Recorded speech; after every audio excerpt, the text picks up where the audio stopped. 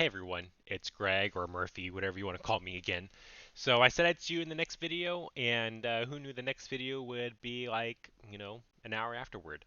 So I was watching the first video I did, and I noticed I left out a couple things that makes, Timeform unique and a good product. So the first one is the track bias, or maybe, a track trend for the day, whatever you want to call it. And so those are available on the past performance where the class rating is. So as you can see here, in number two's last race, the 99 is color coded red, and they have different colors. There's dark red, there's kind of a lighter red, a light blue, and a dark blue. And what those are saying is the track was heavily favoring speed, kind of favoring closers, and heavily favoring closers. And so when I see that, what I'll do is I'll kind of look through the chart for that day. And so it doesn't apply to the turf because the turf is on a different surface.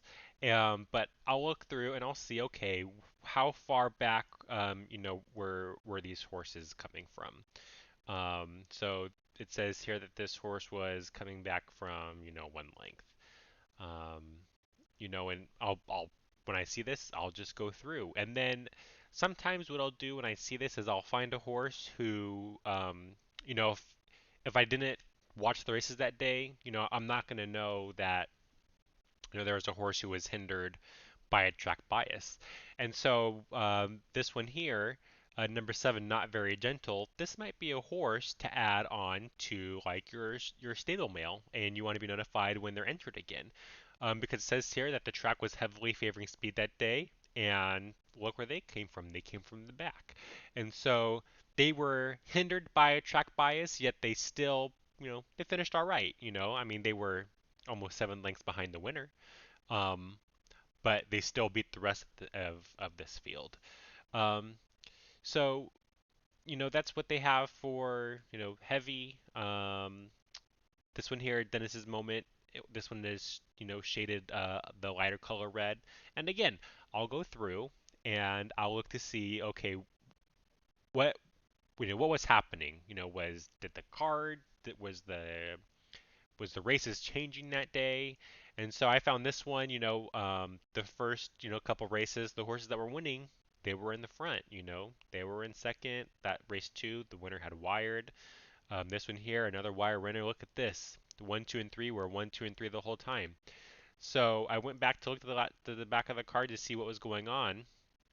Okay, this horse wired, but look at that. It's a sloppy track, so um, something's going on, rain affected the track and, horses, maybe they weren't wiring anymore or they were wiring, less frequent or, you have this horse here, coming from the back and it's because it's a sloppy track.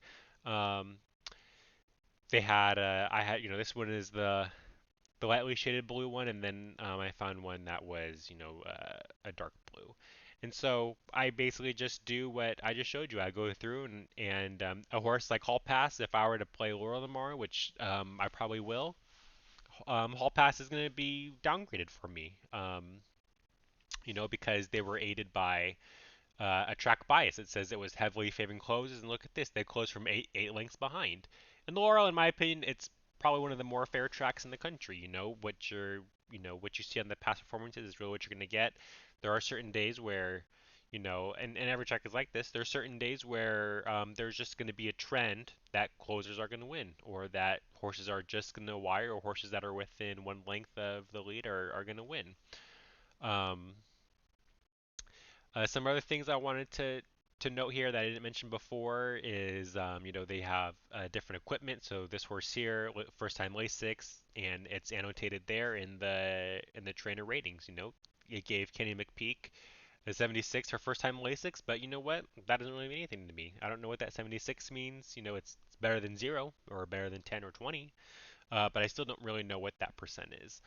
Um, Let's see. It also will kind of just tell you this info here, like how much they sold for at auction. I've actually kind of found some discrepancies sometimes with Brisnet.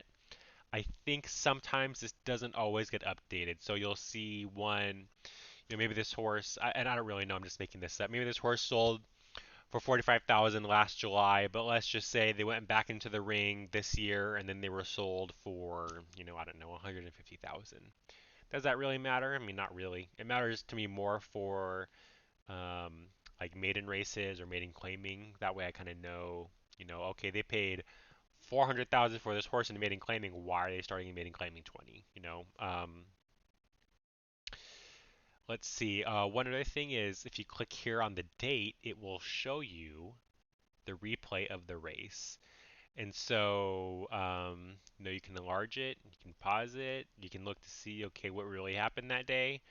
Um, it doesn't do that for all the tracks. It doesn't do that for tracks that are from Churchill. So if you click here, it says time form is not authorized. You click Ellis Park, but it shows up. So I think it's the same for Arlington and Fairgrounds, probably any track owned by Churchill, honestly. Um, and then one last thing I wanted to show, I just kind of wanted to emphasize um, why it is important to take notes. So when I was going through trying to find, track biases to show examples of, I came across this horse here that's going to be running at Los Al. So like I said, I don't really write notes that much. I said, okay, this horse is racing tomorrow. What did my notes say? My notes said 8 path and a turn, maybe better if saved any ground. And so I said the horse was in the 8 path, but look here in the trip note that whoever writes these, this is probably what's going to be in, the DRF or on Brisnet. It's probably going to say something similar. It says here 5 wide turn, 6 wide in the lane. Well, I thought the horse. They probably were 5 wide or 6 wide, and in fact, we can probably go check that in the replay. But I said they were in the 8 path, and so you can see here on this side it shows you what's going on.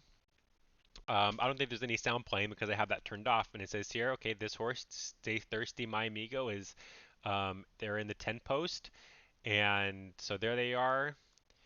Let's see here while it's buffering. So there's the 10 there. It's just gonna buffer.